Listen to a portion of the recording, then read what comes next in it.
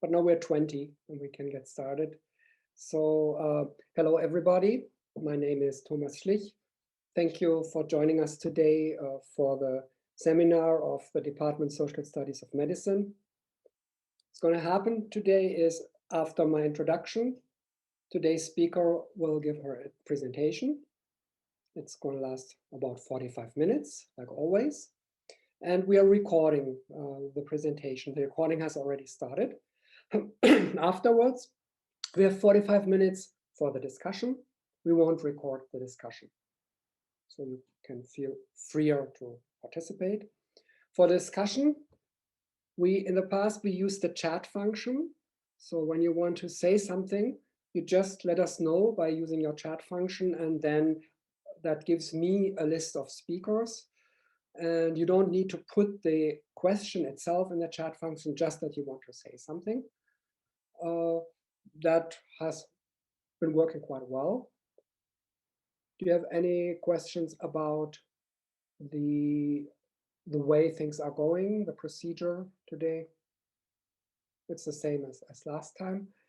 Now, then it's my pleasure to introduce today's invited speaker.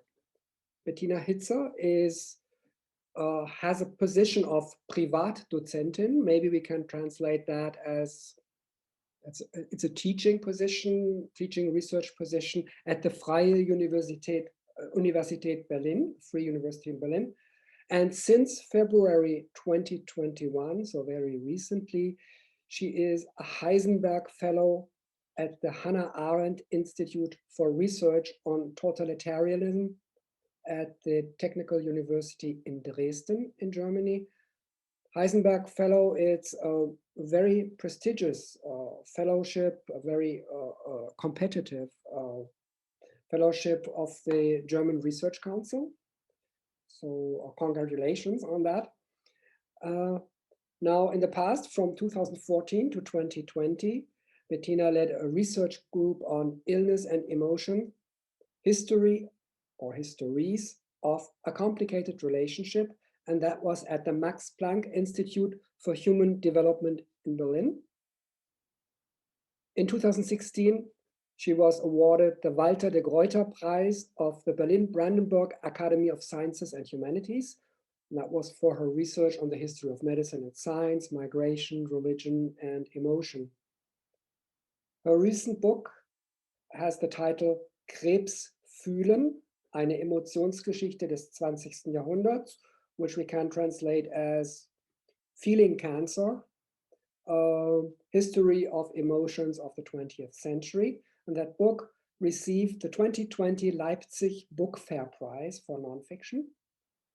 Bettina is currently working on a research project on the history of child adoption in the GDR, so East Germany, and the Federal Republic of Germany, so East and West Germany. Sounds very interesting too. Now, thanks, Bettina, for following our invitation to give a presentation in our department seminar and joining us today. So I give the floor to you and your presentation. And just to let everybody know, Bettina will give a slide, will have a slideshow to show. She will be made co-host, and then she can share her slides with us. Thanks, Bettina. Looking forward to your talk. Yes, thank you very much for the kind introduction and for having invited me. I'm looking very much forward to discussing my talk with all of you. And yeah, I'm just starting. I'm starting the slideshow. One moment. So, okay. Almost exactly 70 years ago, in November 1951, a patient suffering from cervical cancer was treated for the first time with the Cobalt-60 Beam Therapy Unit. The then 43-year-old woman lived another 47 years until she died in 1998 at the age of 90. In 1951, hardly anyone would have dared to hope for such a long survival time for the patient.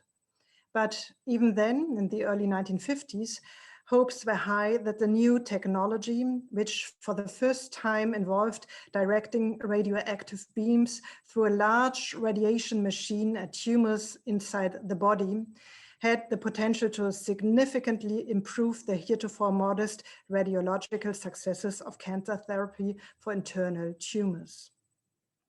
The scene of this major therapeutic breakthrough was Canada, specifically the Hospital of the University of Saskatoon.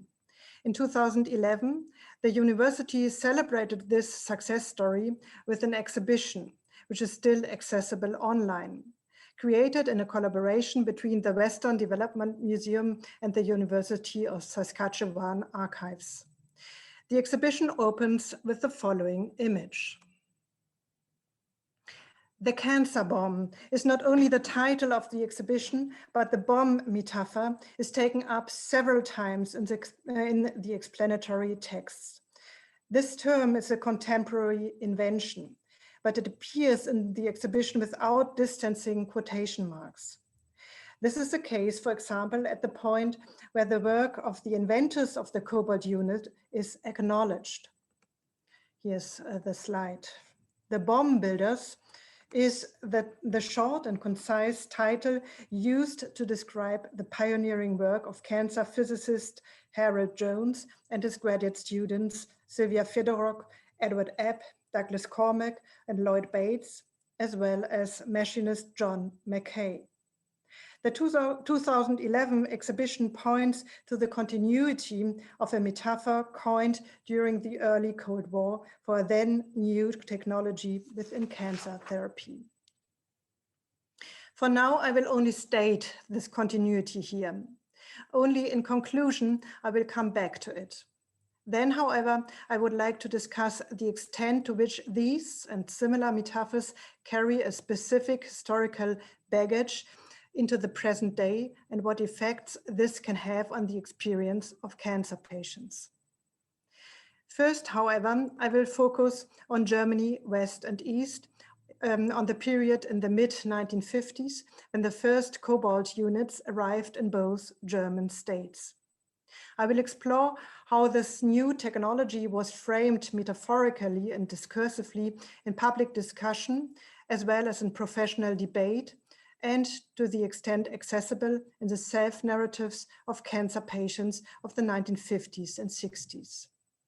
In addition, I will take a look at how cobalt therapy, along with other new large-scale radiation devices of the time, such as the Betatron, changed the spatial and material conditions of cancer therapy, and what role these aspects played in metaphorical talk about cancer. In doing so, I want to clarify whether and how the bomb metaphor influenced the experience of cancer patients. A special role will also be played here by the question whether the change in the perception of the atom, which became increasingly visible in the 1960s, has changed the emotional meaning of the bomb metaphor in cancer therapy. Before I start now with my first part, let me give a little remark. I will quote extensively from German sources, and I will give you the German original in the slide, but read the English translation. And that is also the case for my next slide. When the warning signal buzzes, doctors and nurses take cover behind a thick protective wall. The cancer-stricken patient alone remains on a stretcher. Above him hovers the muzzle of a new type of cancer treatment device. At a control panel in the neighboring room, behind the thick protective wall, a physician flips the switch that opens the muzzle of the cannon. And for minutes, high-energy radiation pelts the patient's cancerous tumor through the device's firing channel. Unquote. This is the opening paragraph of a 1958 article in a magazine titled Der Spiegel, touting the successes of the Cobalt unit, which had been put into operation for the first time in the Federal Republic of Germany only the previous year, 1957, at 4 sites, namely in Heidelberg, Berlin, Bonn, and Hamburg. using the radioactive radiation of the artificially produced isotope Cobalt-60. Not only in Der Spiegel was the treatment given by a Cobalt unit staged in the style of a military attack on the cancer tumor. Similar descriptions can be found in the late 1950s and early 1960s in all West German magazine articles, as well as in a large number of radio and television reports. The Cobalt cannon, as in this quotation, or more often the Cobalt bomb, as the Cobalt unit was usually called in the Federal Republic, appeared there as a powerful weapon that was directed precisely against the diseased tissue.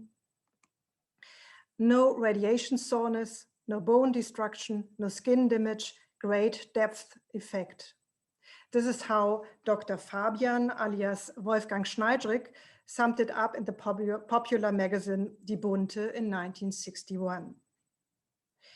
This article was illustrated by a small photograph, which I can unfortunately only show you somewhat blurred.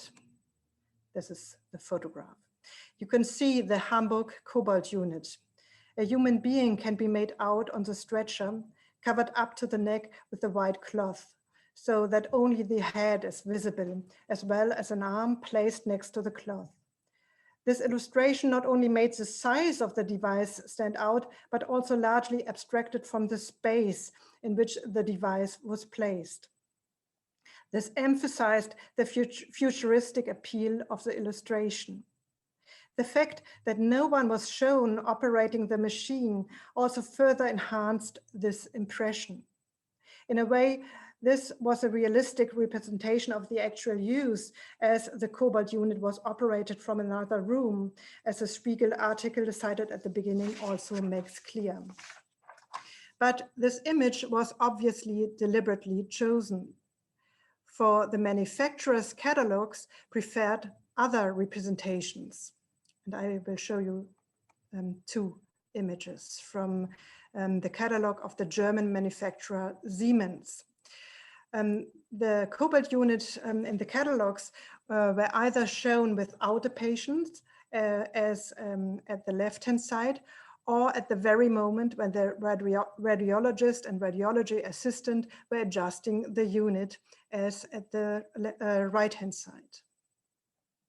Both ways to present the Cobalt unit brought the technical sophistication of the device into the foreground. The images chosen by the public media, however, emphasized the futuristic aspect of the device, its seemingly automatic, robot-like performance without the intervention of the medical staff.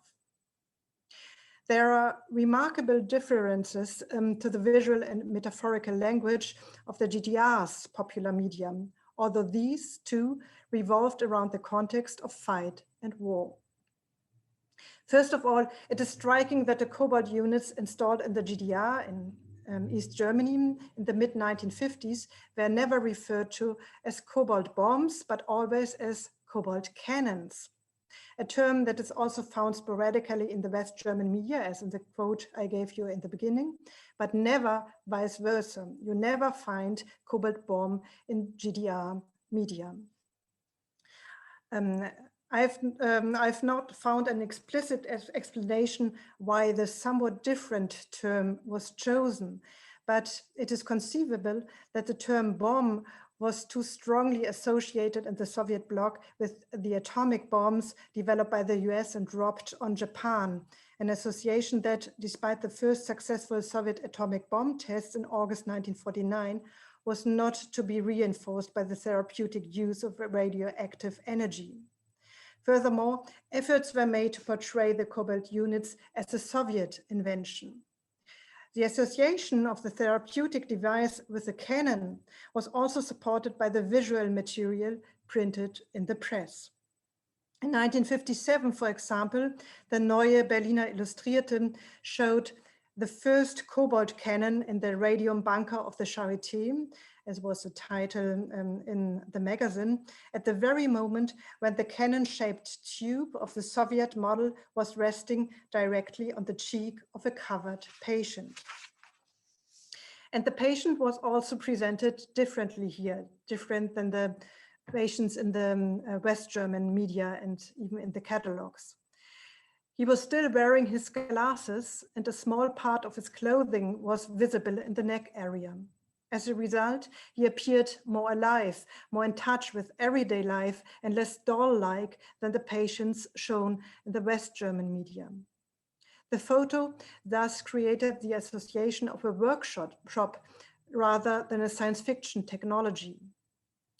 The human factor, as well as the mechanical nature of the therapeutic device, was also emphasized in a photo taken by the director of the radiation clinic at the Medical Academy in Dresden himself, which he used to illustrate his article, The Cobalt Cannons Against Tumor Diseases, published in the women's magazine Frau von Heute. And this is the photograph I've been talking about. Despite all these differences, which I would like to leave aside for the moment, the popular press in both West and East Germany presented the cobalt units as a radioactive weapon in the fight against cancer. This is not remarkable at first because battle metaphors have accompanied cancer therapy since the late 19th century. They have obviously been borrowed from the bacteriological metaphor repertoire, just as the politics of fighting cancer echoed the campaigns to combat tuberculosis. Following Rudolf Virchow's metaphor of the cellular state, the idea of anarchy was added to cancer medicine and especially to public representations of tumor growth, as seen here very prominently in a film produced by the Dresden Hygiene Museum in 1930 to popularize early cancer detection. In late 19th century Germany, the disgust-associated cancer tumor became a metaphor for national enemies of all kinds, primarily socialists, communists, and Jews. The fight metaphor was omnipresent in media portrayals of cancer therapy as well as in early detection campaigns, but was rarely used as an image, for example, as a sword, as it was common in the campaigns of the American Cancer Society. For example, in this poster from a campaign of 1939. Therapy options were usually explained in more technical and scientific terms in German campaigns. The emphasis was on portraying them as safe and effective technology that patients need not fear. And that was the case even during the Nazi period, as in this poster from a 1939 exhibition for early detection campaigns. To portray surgery or radiation specifically as a weapon was uncommon in campaigns as well as in press reports. One incisive exception is reported by Robert Proctor. Richard Doll, who studied medicine in Germany in the 1930s, later recalled a lecture he heard in 1936 from Hans Hohlfelder, professor of radiology in Frankfurt. Here, Hohlfelder, who would later lead the SS Röntgensturmbahn, depicted cancer cells as Jews attacked by rays in the form of SS men. Unfortunately, Hohlfelder's lecture notes cannot be found, but there are similar bacteriological depictions from the Nazi era, such as this one, taken from the Nazi propaganda magazine Der Stürmer, which depicted bacteria as Jews, homosexuals, communists, and international capitalists. Here, however, it is more about the pathologizing of the so-called Volksfeinde than about the metaphorical designation of a form of therapy as a weapon. This can be found only sporadically with regard to devices for radium irradiation, which was sometimes called radium cannon, while the clearly more widespread X-ray irradiation devices, as well as therapies with mesothorium, which was often used in Germany instead of the very expensive radium, were not given weapon names or depicted as weapons.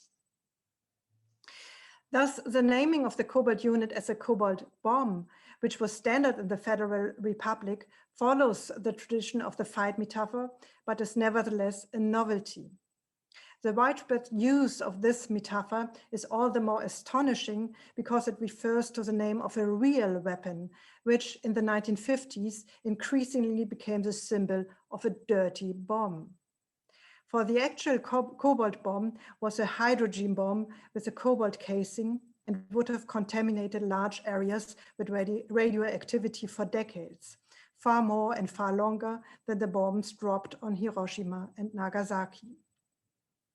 Thus, the cobalt bomb was precisely not part of the worldwide debate on a controlled, peaceful use of nuclear power. The principles of such use were summarized by US President Dwight D. Eisenhower in 1953 in his famous Atoms for Peace speech to the United Nations, which led to the founding of the International Atomic Energy Agency in Vienna in 1957. Nuclear physicists in particular made their mark here. They endeavored to clearly distinguish the peaceful uses of the atom from military uses in order to publicly solicit acceptance for nuclear research. For example, Otto Hahn, one of the signatories of the so-called Göttingen Manifest against plans to arm the German armed forces with nuclear weapons, gave a long speech on Cobalt-60 on German radio in 1955, in which he clearly condemned its military use, but praised its application in cancer medicine, among other things, as a blessing for mankind. Against this background, it may come as a surprise that the new radiological therapy, which was accompanied by great hopes, was referred to without further ado as a cobalt bomb and was staged both visually and in terms of narrative as a powerful and futuristic weapon against cancer. Apparently in the 1950s, despite efforts to distance it from the real nuclear bombs, the added value that the cobalt bomb metaphor brought in terms of destructive power in the face of the threat of cancer, a disease that at the time was ultimately fatal in about 80% of all cases, prevailed. How positive and hopeful the emphasis on the destructive force directed against the cancer tumor appeared from the point of view of the time is clearly shown by a picture from 1951, which from today's point of view appears disturbing or even frightening. And this is a picture. This picture was used by the magazine Das Ufer as a lead story for a report on the latest successes in cancer research. Drawn here is a kind of industrial plant in the center of which a plank bed has been set up in a walled recess. A tiny person is strapped to it with 5 cords. Far away, 2 men in white coats are standing. One of them is apparently operating the gigantic plant via a switch. Richard Kepp, then professor for gynecology in Göttingen, later in the working group Radiation Biology of the German Nuclear Commission, described in the article to this picture the new possibilities of radiation therapy. A further 1-page article explained which dramatic moment the readers could recognize in the drawing. And this is the quotation, "first atomic explosion inside a human being." Unquote, with which, according to the article, a doomed young woman suffering from a brain tumor had been saved in the Brookhaven Hospital near New York, a daring experiment with a good outcome. This image was thus presented clearly and without qualification as an image of hope. However, the image points covertly to a non-metaphorical reference to war that was not explicitly mentioned in the article itself.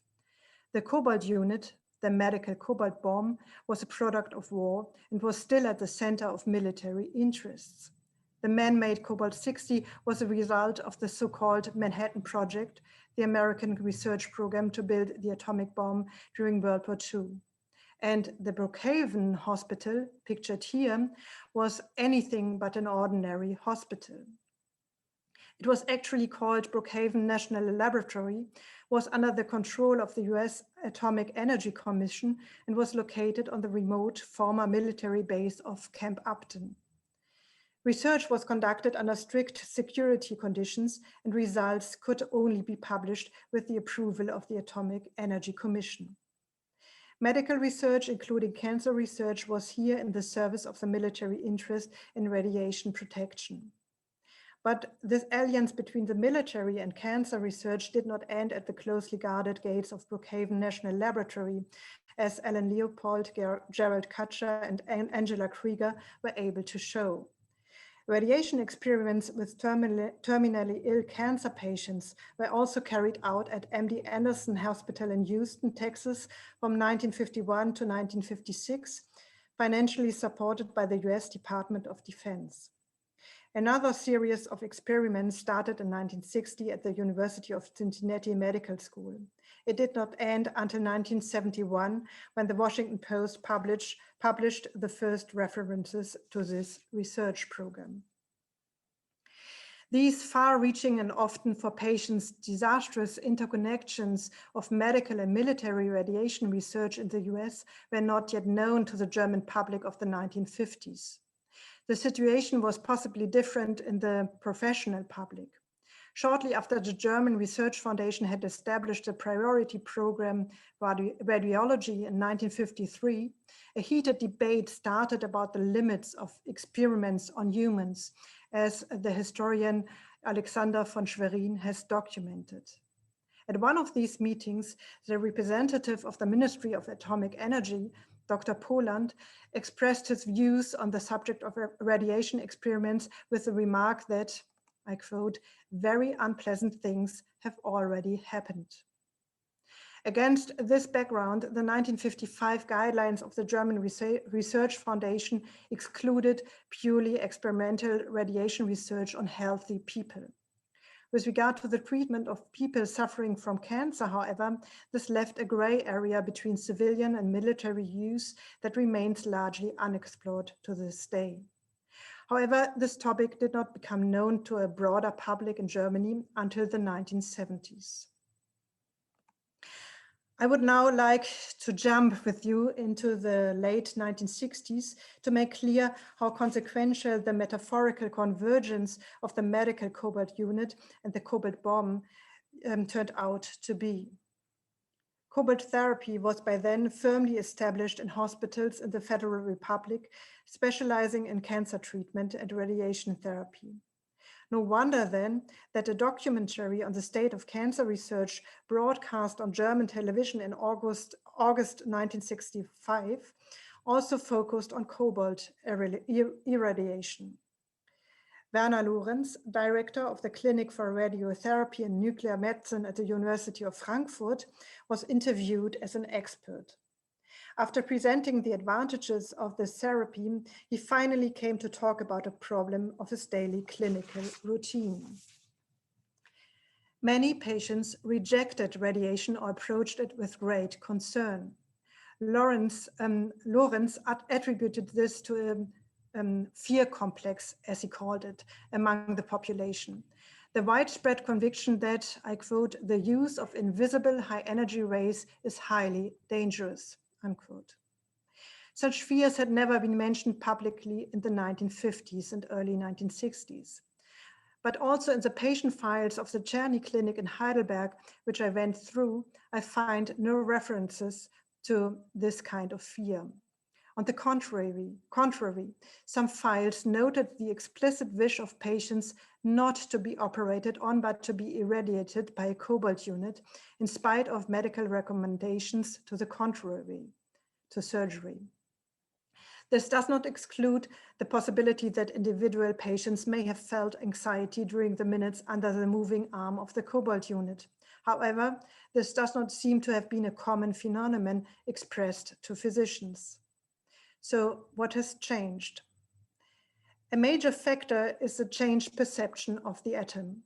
Regardless of pacifist attitudes, doubts spread as to whether the nuclear weapon could be used in a precise and controlled manner, as was publicly asserted. Emblematic of this was an event that occurred on faraway Bikini Atoll on March 1st, 1954, and you know all about this.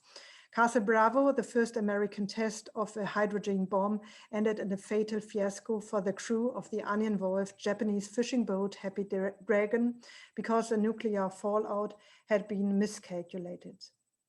This catastrophic failure was noticed worldwide.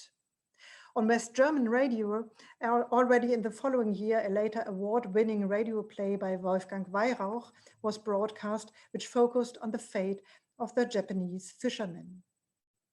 As a result, skepticism about the ability to control and calculate nuclear radiation were widespread. Traces of such awareness can be found in the first published self-reports of cancer patients in 1960s West Germany. And I quote, "It's accurate to tiny units. I observe the small, slender nurse who irradiates up to 80 women and men daily.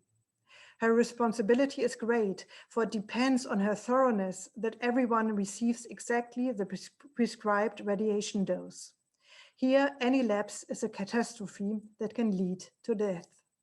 Unquote. The Austrian Elisabeth Keller described here the thoughts that went through her mind as she waited for the irradiation to begin.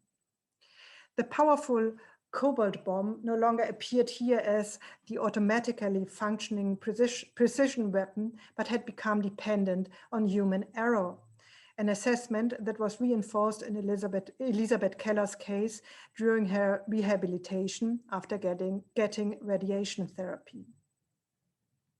In the aftermath of the Castle Bravo disaster, it also became clear that scientific research had not foreseen the consequences of the radioactive fallout in all respects. Previously, military research had always focused on the immediate consequences of a nuclear explosion, primarily death from radiation sickness.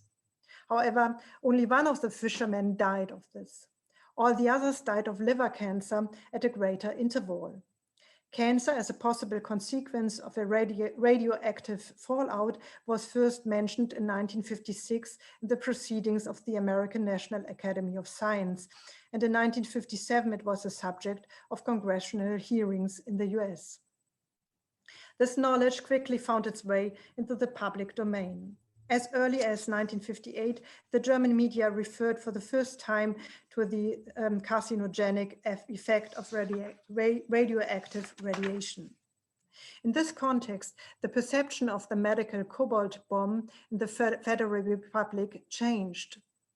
The place where the therapy took place played a significant role here. The high-level radiation produced by the cobalt units and the growing awareness of the danger of radiation transformed the venues in which radiological treatment took place. This was true not only for the cobalt units, but also for the increasingly potent particle accelerators, such as the betatron or the cyclotron, which were also introduced into radiological cancer therapy in the 1950s and early 1960s.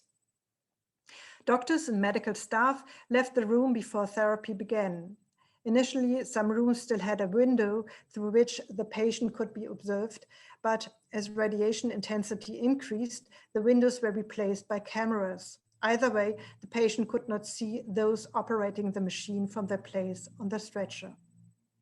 That the room in which they were now lying alone held a danger was reflected in the location and materiality of that space.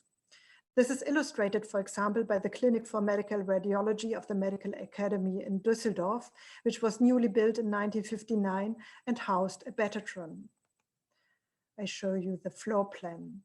In view of the rooms, there's no big difference to the rooms of the cobalt units. The floor plan shows the basement, and this already gives the first hint. The new large-scale irradiation units were either located in the basements of the clinics or in separate buildings. The walls of the actual irradiation room, shown here on the far right, were meters thick. Thick and encased in lead, the door leading to this room was also very thick. So thick that it could not be moved by hand, as this photo from the Inselspital in Bern, Switzerland, shows. Both in the medical literature and in conversations with patients, these rooms were often referred to as radiation bunkers.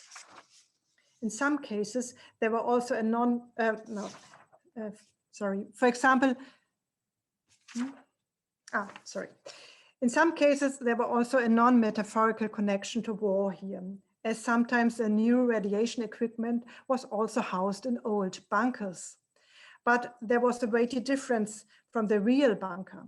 For unlike the wartime bunker, which was designed to protect those inside from danger, the radiation bunker shielded those outside from the danger enclosed within. The patient, on the other hand, was left alone in the radiation bunker, the room of danger. Whether patients already experienced this place as a place of fear in the late 1950s or merely felt a certain discomfort, I cannot answer with certainty. Despite an intensive search, I have not found any document that suggests this, not even in the patient files I have reviewed. From the mid-1960s onward, however, the then published self-reports provide information about the patient's feelings in the radiation bunker. In these self-reports, the radiation bunker almost always appeared. The fear-ridden healing in the radiation bunker with a big question mark eventually became a kind of primal scene of the inhumanity of cancer therapy in the 1970s. One example.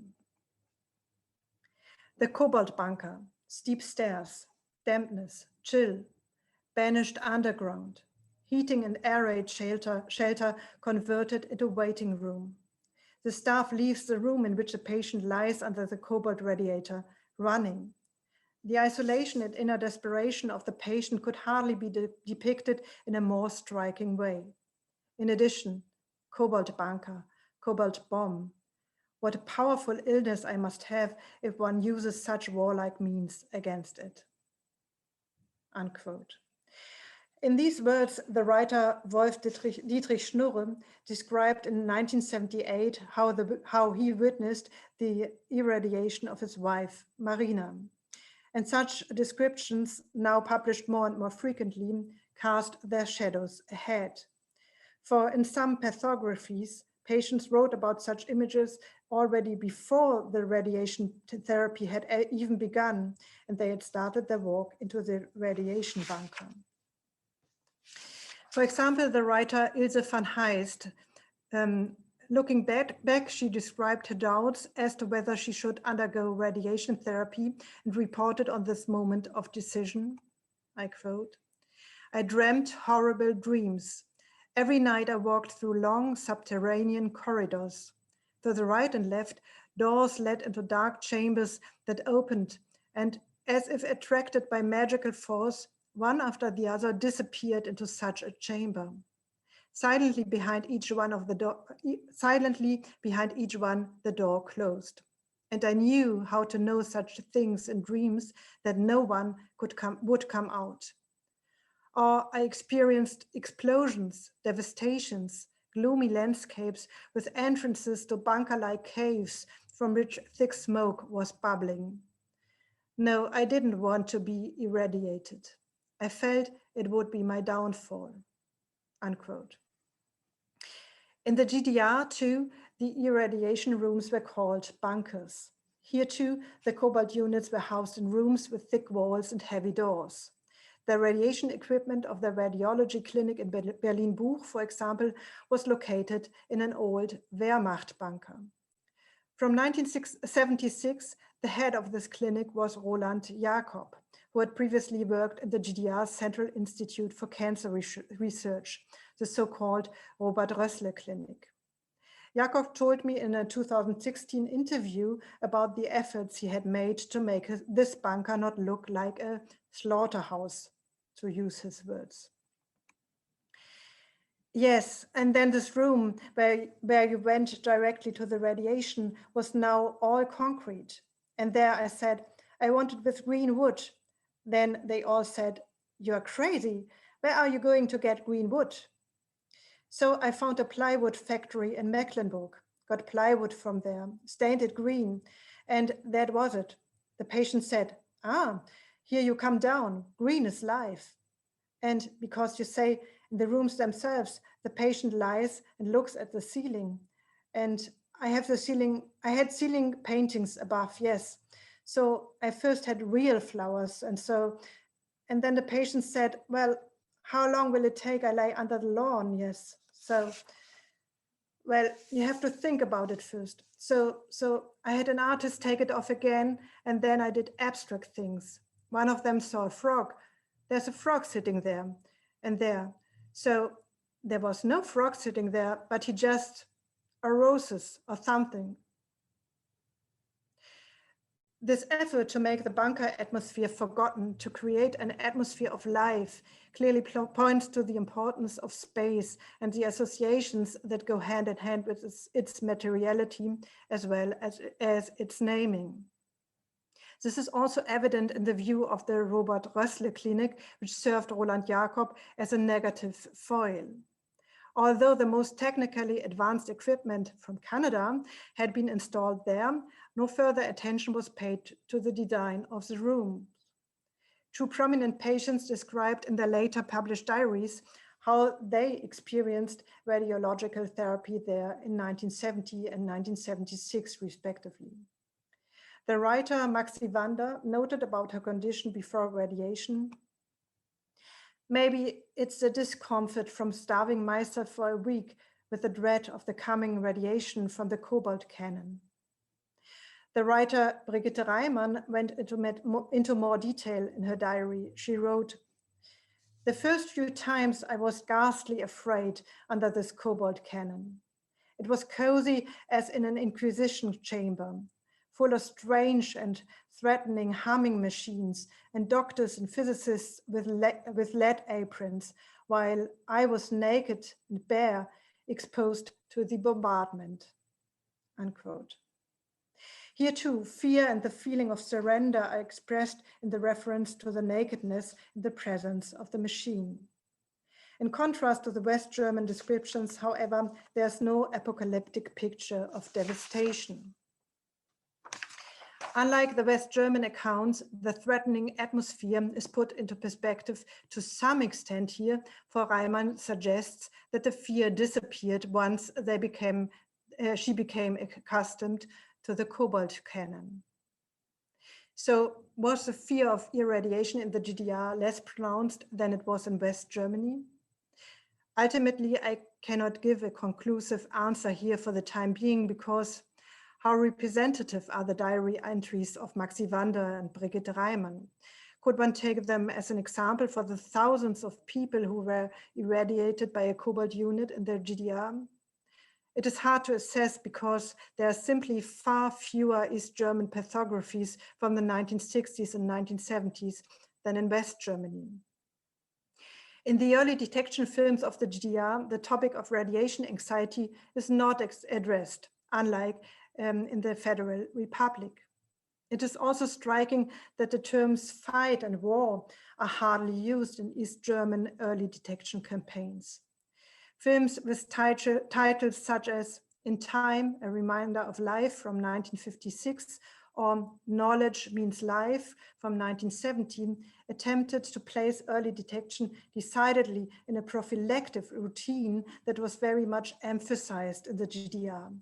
So much so that it virtually became a symbol for socialism, as in the slogan, "The best prophylaxis is socialism, socialism is the best prophylaxis." It is also possible that the West German fear of the cobalt bomb took on a more dramatic affective meaning because it was associated with the apocalyptic images and motifs of the anti-nuclear movement, whereas anti-nuclear protests did not play such a central role within the environmental movement in the GDR. I come to my conclusion. Thus, at least with regard to the Federal Republic, it can be stated that in the 1960s and 70s, contemporary apocalyptic visions of a world devastated by uncontrolled technology were combined with the idea of radiation therapy, the destructive power of which had already been brought to the fore with the metaphor of the cobalt bomb in the 1950s.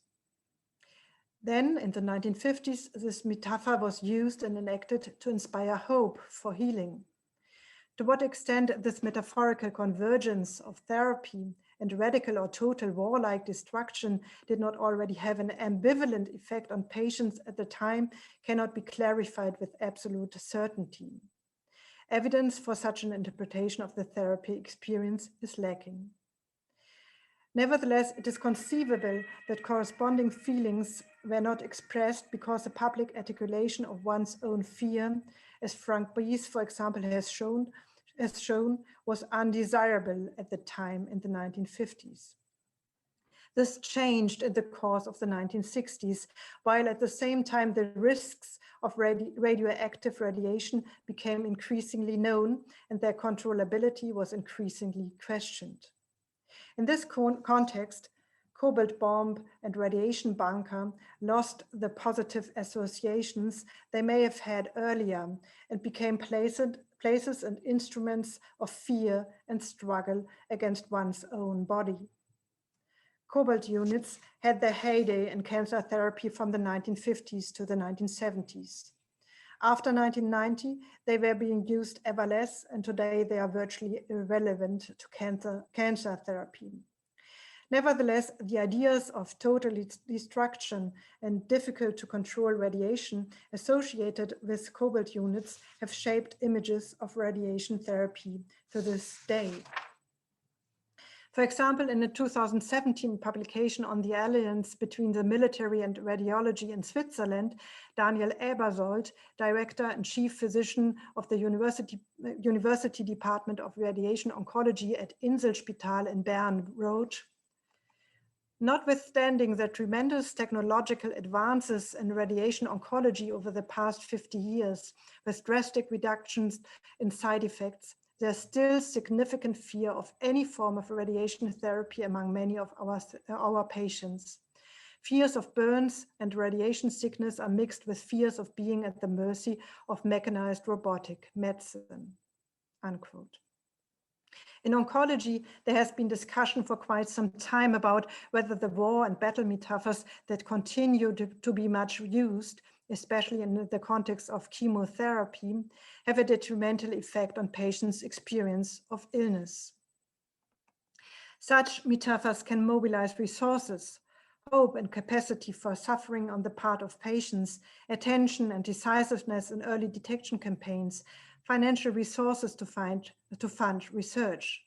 But as the history of cobalt units in the Federal Republic and in the GDR has shown, metaphors can also cause distressing feelings, especially in a transformed context.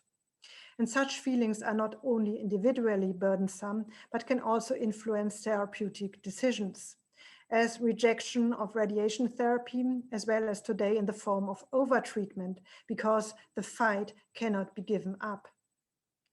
In view of significantly increased cure rates for some cancers and survival times of years, if not decades for others, the question also arises whether war and battle metaphors can still have a positive effect here at all.